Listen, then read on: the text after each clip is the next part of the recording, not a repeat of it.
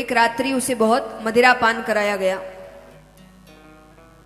एक रात्रि उसे बहुत मदिरा पान कराया गया। अब उसे मारने की कोशिश की जा रही है, बड़ी कोशिशें की, कुछ भी सफल नहीं हो रहा। अब वो अधमरी हालत में हो चुका है। अंत में गरम गरम दहकते हुए कोयले होते हैं, वो उसके मुख में डाल दिए गए। बहुत दर्दनाक मृत्यु आई। इसके बाद भी उसको मुक्ति नहीं मिली, उसको प्रेत योनि प्राप्त हुई। यहां गौकर्ण जी को पता चलता है, वो घर पहुंचते हैं श्राद्ध इत्यादि करवा के। अब वो अपने घर में सोने जा रहे हैं कि किसी के रोने की आवाज आती है। उन्होंने पूछा कौन है?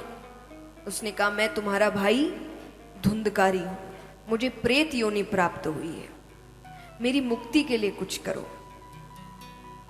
तब गौकर्ण जी सूर्यनारायण भगवान को पूछते हैं कि मुझे क्या करना चाहिए। सूर्यनारायण भगवान ने कहा श्रीमद् भागवत कथा सप्ताह पारायण करिए। ठीक है। अब कथा जब हो ही रही है तो सबको बुलाया गया। पहले अब विज्ञापन इत्यादि तो होता नहीं था, बैनर नहीं लगते थे, तो पहले क्या कि एक व्यक्ति को बता दिया जाता था, वो और चार को बताए, वो चार और चार को बताए, ऐसे करते करते सब कथा की जानकारी दे देते थे। तो कई लोग कथा सुनने आए। अब यहां पर गौकर्ण जी, क्योंकि धुंधकारी तो प्रेत है, प्रेत एक जगह ठहर नहीं सकता, तो 7 गांठों वाला बांस मंगाया गया, उसके बीच उनको बांध कर रखा गया। पहले दिन की कथा होती है, पहली गांठ फट जाती है, दूसरे दिन की कथा दूसरी गांठ फट जाती है, करते करते 7 दिनों में 7 गांठें फटती है और उसमें से एक दिव्य पुरुष निकलते हैं। उनको लेने भगवान का विमान आता है। 7 दिन में देखिए, ये महिमा है इस कथा की। 7 दिन में भगवान का विमान उनको लेने आया। अब यहां पर जब उनको ले जाने लगे तो गौकर्ण जी रोकते हैं कि नहीं रुको। वो कहे कथा सबने सुनी है, विमान सिर्फ इसके लिए क्यों? जैसे मान लीजिए यहां कितने लोग हैं जिन्होंने सोचा है कि 7 दिन की कथा सुनेंगे, हाथ उठाना। तो मान लीजिए आपने 7 दिन की कथा सुनी और 7वें दिन भगवान आप में से सिर्फ किसी एक को दर्शन देकर चले जाए, आपको अच्छा लगेगा? किसी एक को आए, दर्शन दे, उसको ही सिर्फ भगवान दिखे और किसी को दिखा नहीं, आपको अच्छा लगेगा? हाँ कि ना? नहीं अच्छा लगेगा ना। आप यही कहेंगे कि कथा हमने भी सुनी, दर्शन हमको भी मिलने चाहिए, सबको दर्शन होने चाहिए जिसने 7 दिन की कथा सुनी। तो गौकर्ण जी ने भी यही कहा कि जब कथा सबने सुनी तो विमान सिर्फ इसके लिए क्यों? तब जो भगवान के पार्षद आए थे उन्होंने बड़ी सुंदर बात कही कि केवल सुनने से कल्याण नहीं होता।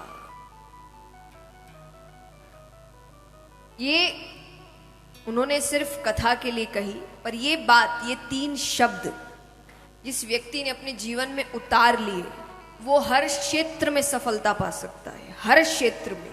यहाँ जो युवा बच्चे बैठे हैं, जो एग्जाम दे रहे हैं, जो काम कर रहे हैं, जो अपना व्यापार करने की कोशिश, कुछ भी, ये 3 शब्द आपके जीवन में सफलता ला सकते हैं।